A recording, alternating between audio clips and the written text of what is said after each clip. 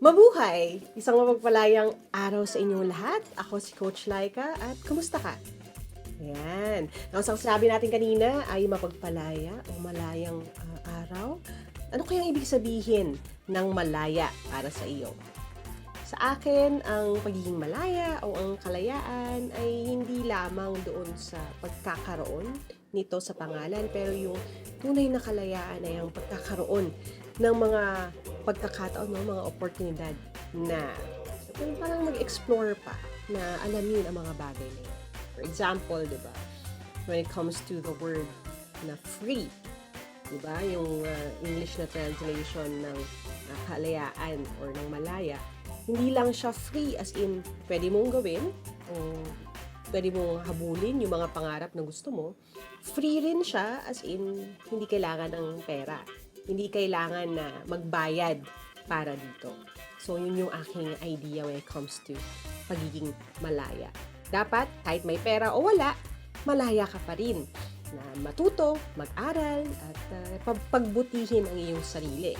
Kaya yan ang isa sa mga gagawin natin ngayong araw na ito. Now, sa usapan ng pagiging malaya, tayo mga Pilipino naging malaya mula sa mga mananakop noon. Sa maraming mananakop dahil tayo ay nag-struggle sa ilalim ng mga Hapon, Amerikano at ng mga Kastila. Now, maraming salamat sa mga ninuno natin kasi pinaglaban nila ng gusto ang ating kalayaan. Of course, no, hindi rin siya nag-come for free. It came at a cost and they were willing to pay for that. Now, today, may kinalaman ang mga pag-uusapan natin sa pananakop ng mga Espanyol. Kaya maganda na ang lahat. Pause muna tayo saglit at samahan ninyo kami sa isang masayang araw ng kaalaman dito lang sa Knowledge on the Go. Ready na ba kayo? Ready na? Okay, let's test your knowledge on the go. Classmates, meron lamang kayong 20 seconds. 20 seconds para sumagot and here is your first question. Question number 1. Ano ang tawag sa paglipat ng mga katutubong tirahan mula sa kalat-kalat at malalayong lugar tungo sa mga siksik na komunidad noong panahon ng Espanyol? Ito ba ay A, bayanihan, B, bakasyon or bakasyon, or C, reduksyon, D, transportasyon? 20 seconds on your clock, tumatakbo na ang ating oras. Again, ang hinahanap natin ay ang pagpapalipat, no? Pagpapalipat ng mga katutubong tirahan mula sa kalat-kalat na lugar, sa malalayong lugar, di ba, sa Pilipinas, tungo sa mga siksik na komunidad noong panahon ng Espanyol. Ayan, ang tamang sagot dyan ay ang reduksyon. Okay, o reduksyon. Reduksyon ang tamang sagot. Ito ay letter C.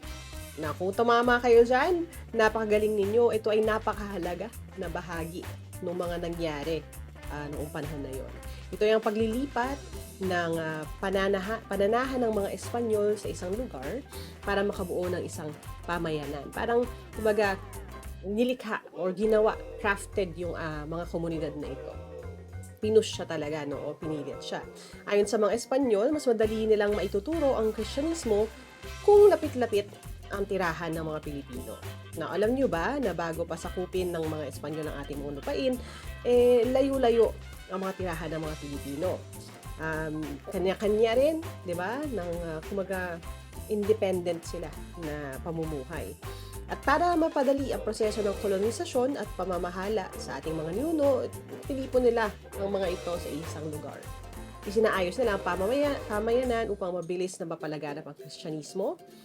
Kung pagsasama-samahin nga naman, isang beses na lamang ang pagbabahagi ng Kristyanismo. At ginamit nito upang mapahusay ang pamamahala at mas madali sila di umanong mapuntahan at maturuan.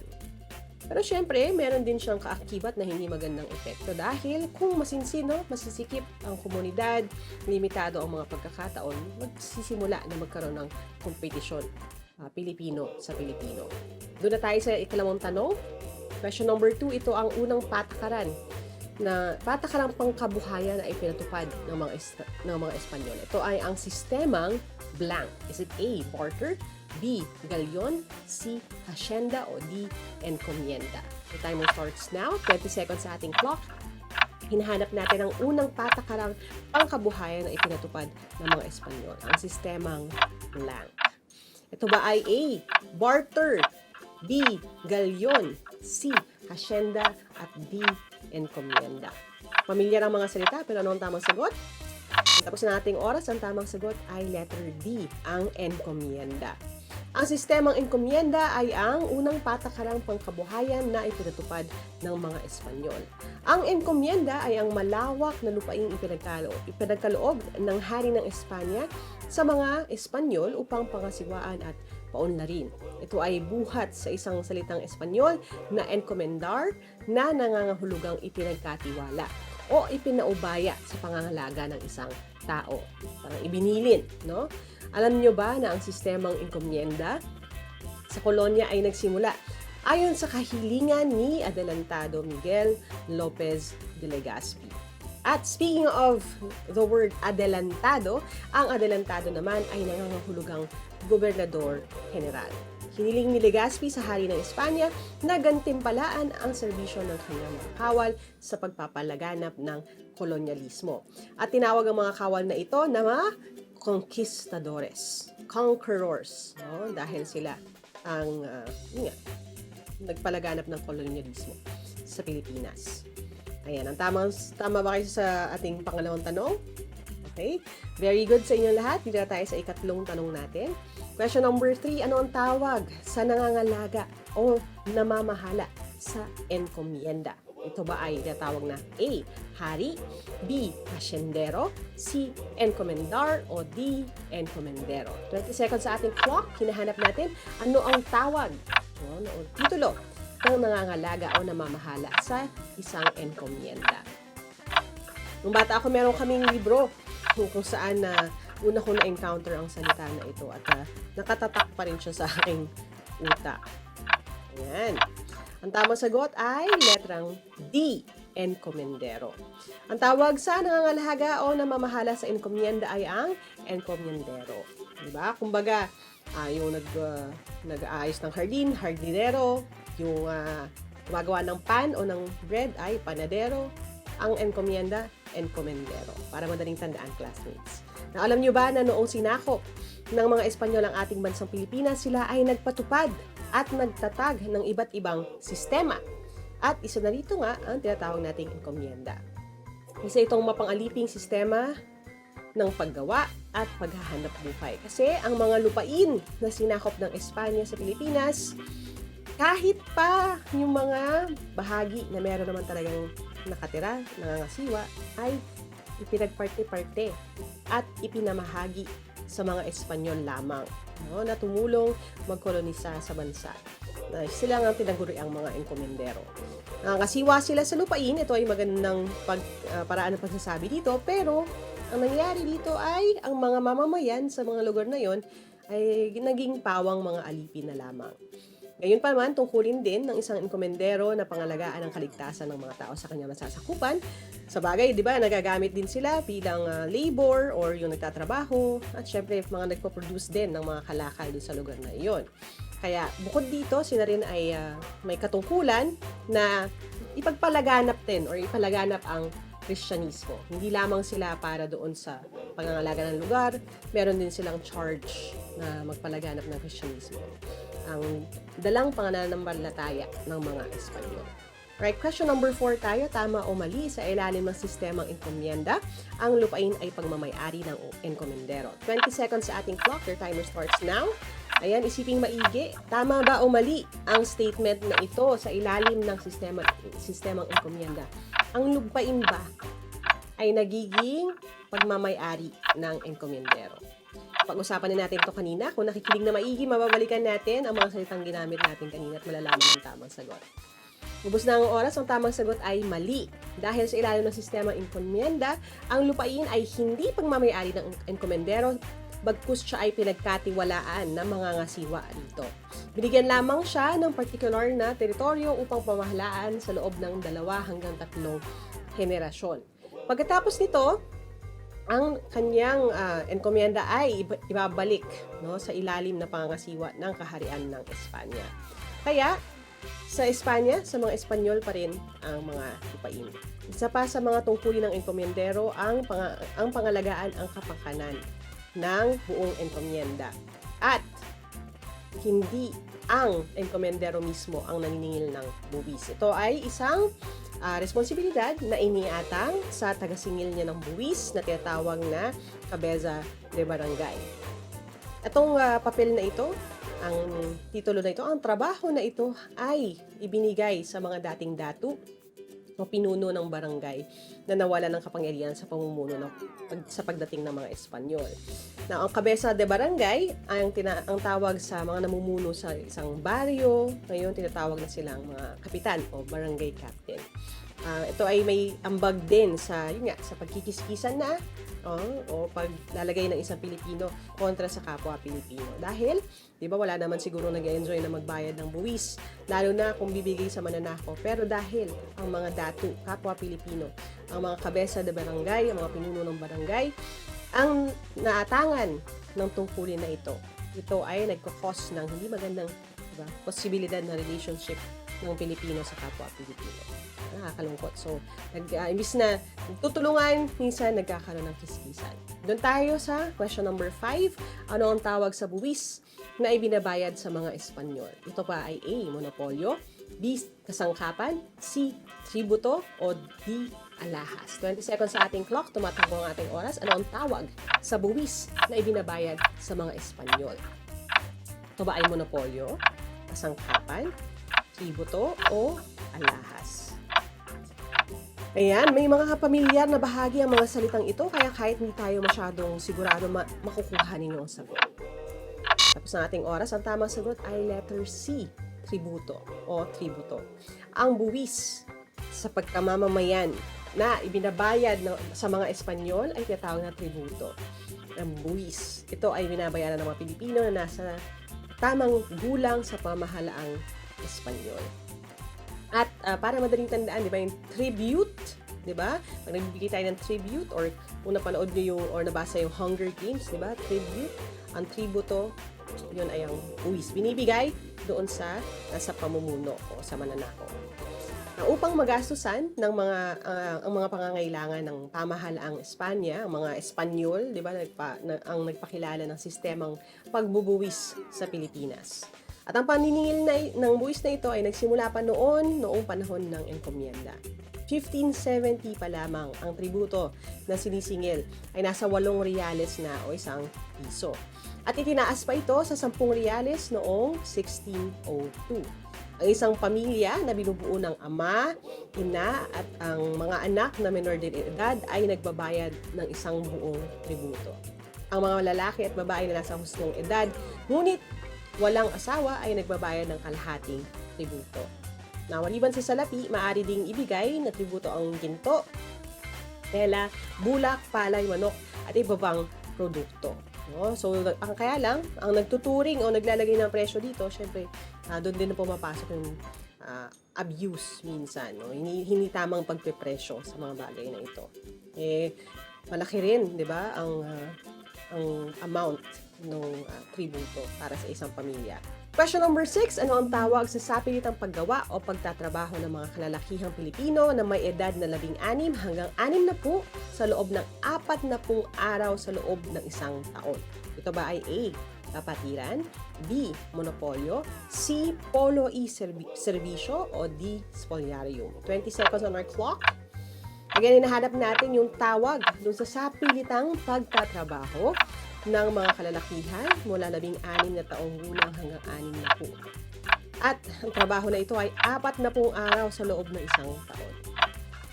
Diba, napakahirap magbabayad ka na ng buwis. Magtatrabaho ka pa ng 40 araw, so mahigit sa isang buwan po yun. Tapos na ating oras, ang tamang sagot, letter C, polo y servisyo. Yung salitang service, di ba, serve, yun yung ating clue dun sa sagot na yan. Now, tinawag na polo y servisyo ang sabilitang paggawa o pagtatrabaho ng mga kalalakihang Pilipino na may edad na 16 hanggang 60 taong gulang at ito ay gagawin nila sa loob ng 40 araw sa loob ng isang taon. Bukod sa salapi, ay tinutustusan din ng mga Pilipino ang pangangailangan na pagdating sa service, no, or sa labor ng pamahalaang kolonyal. Sila ay kailangan gawin ito kung saan sila ay iba-iba ang mga gawaing naiatang sa kanila. Pwede silang nagsasaayos sa ikagaganda ng pamayanan, pwedeng gumawa ng mga gusali, mga tulay, kalsada, simbahan, gulayan o bangka. Kaya may kwento, no, kahit yung mga ipinagmamalaki natin na malalaking mga lumang tulay, lumang pader, lumang simbahan sa buong bansa. Sa likod ng mga yan, kahit na kung titingnan natin, grandioso sila, no, napakalalaki at puno-puno ng kasaysayan. May kasaysayan din sila sa mga Pilipino na pinagawa ng manual labor, na literal nagbuhat, nagtayo ng mga estrukturang ito. Kahit gusto man nila o hindi. Question number 7, ano ang tawag sa kalalakihang nagtatrabaho sa Polo e-Servicios? Ito ba ay tinatawag na A, alipin, B, brad, C, polista o D, Cervantes. 20 seconds sa ating clock. Ano ang tawag sa mga kalalakihang nagtatrabaho sa Polo e-Servicios?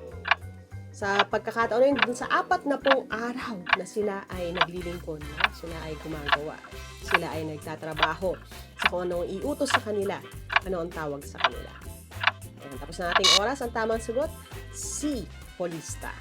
Okay, ang tawag sa mga kalalakihang nagtatrabaho sa Polo e-Servicios ay polista. Ayon sa kautusan ng Hari ng Espanya, kinakailangang bayaran ng mga polista ang mga polista sa bawat araw sa kanilang pagtatrabaho. Kailangan din silang bigyan ng bigas sa tuwing sila ay nagtatrabaho. Sinabi rin na hindi sila kailangang ilayo sa pamilya para magtrabaho sa malalayong lugar na kakaiba ang klima. Ang polo o sa pilitang paggawa ay hindi rin dapat isinasagawa sa panahon ng pagtatanim at pag-aani. Subalit, yun ang problema, subalit ang mga kautusan ng Hari ng Espanya ay hindi rin naman nasunod dahil ang mga pulista ay inabuso ng mga nasa kapangyarihan. Sabagay, kung tutuusin, lalo na noon, wala pang eroplano, napakalayo ng biyahe mula Espanya hanggang Pilipinas. Kahit na yun ang sinabi ng hari, hindi niya na ito mababantayan.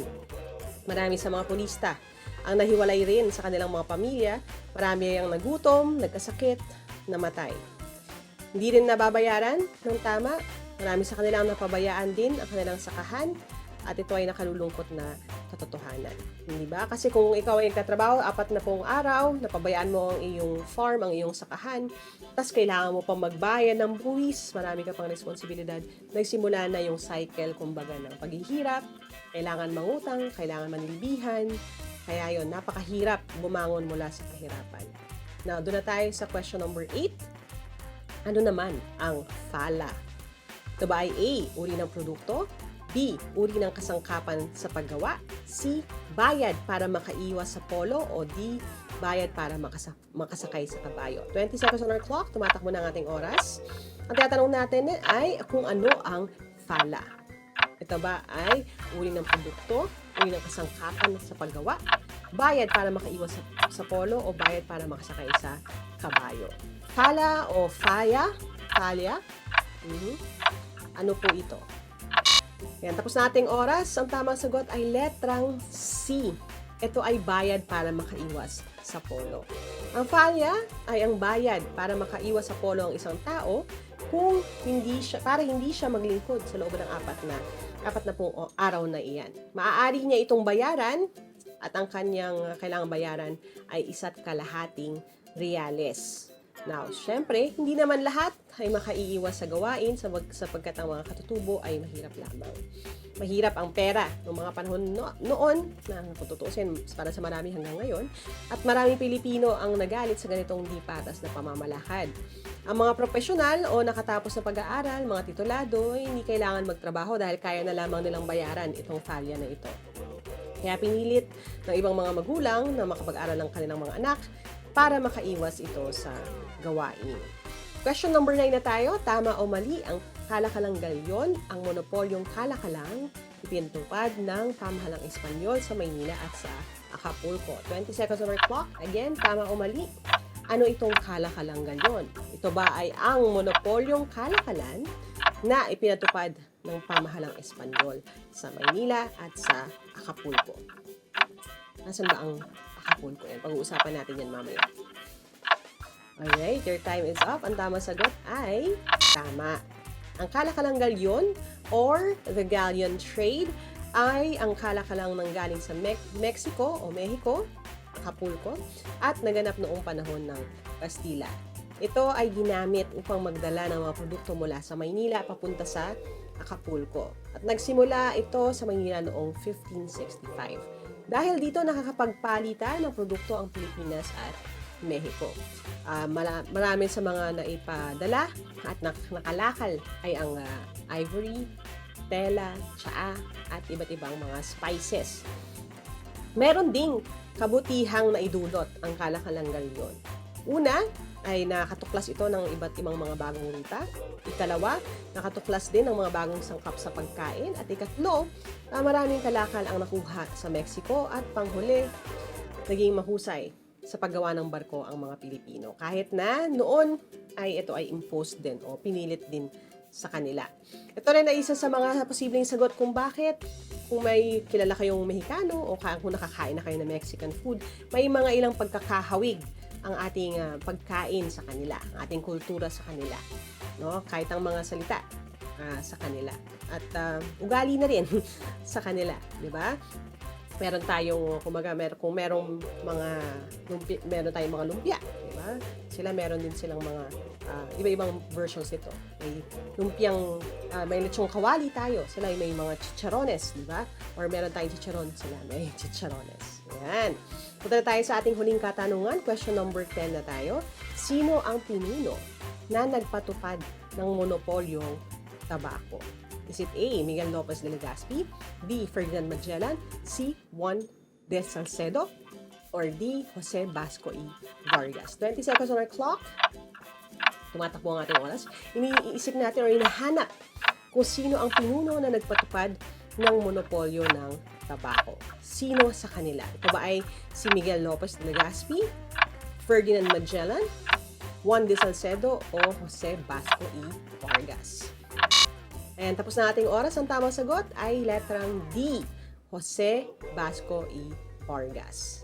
Ngayon, ano ba ang monopolyo? Kanina pa natin na-mention ang salitang ito, no? Ang monopolyo, mono, isa, no? Monopolyo, ibig sabihin may isang uri ng pamilihan kung saan ang mga produkto at serbisyo ay nanggagaling lamang sa iisang kumpanya o producer. Isa lamang, no? Monopolyo, mono one. Noong panahon ng Kastila, may tinatawag na monopolyo ng tabako sa ating bansa. Pinatupad ito ni Gobernador General Jose Basco y Vargas. At sa ilalim ng monopolyo ng tabako ay kontrolado ng pamahalaan ng Espanya ang pagkakaroon ng tabako sa bansa. Sila lamang ang in control dito. Sinisigurado nila na ang kita mula sa industriya ng tabako ay mapupunta lamang sa Espanya. At walang ibang kumpanya ang maaaring magpasok ng tabako sa bansa. Walang ibang maaaring mga lakal ng tabako at sino mang mahuhuli ay haharap sa parusang ipapataw ng Espanya. Now, nangyayari kung may monopolyo, di ba? Ang control sa produksyon, sa presyo, sa distribusyon ay nasa isa lamang. At kung pag-uusapan natin pagdating sa ekonomiya, kapag may monopolyo, di ba? Nalilimitahan din ito ang pagpapabuti, pagpapaigi sa isang produkto at nakokontrol din nila ang presyo. Kaya hindi bumababa kasi hindi competitive, no? Walang kumakalaban. Ayan. So, yan ang ating mga tanong para tayo nag-time machine at bumalik sa mundo noong nasasakapan ng Espanyol. Medyo sobering, no? Medyo nakakalungkot ng kaunti yung ating mga napag-usapan. Magandang paalala ito na sana nga hindi na ito maulit, di ba? At patuloy natin ipaglaban ang ating kalayaan sa tamang paraan. Kalayaan hindi lamang sa mananakop, kalayaan ng pag-iisip, di ba? Kalayaan na may bibigay rin natin sa ating kapwa pagdating sa kanilang kanya-kanyang paghahanap ng kanilang oportunidad sa buhay. Di ba? Pwede tayong may ambag, may tutulong bakit hindi natin gagawin. Yan, nakuha nyo na ang inyong mga scores. Yan, salamat sa pagsama. Kung anong score ninyo, sabihin nyo sa amin. Yan. Ayos ba ang score? Mataas? Kung hindi man, ang importante may natutuhan tayong bago ngayong araw na ito. At ang importante ay sinubukan mo pa rin. Hindi ba? Kaya para sa akin, mahusay ka pa rin.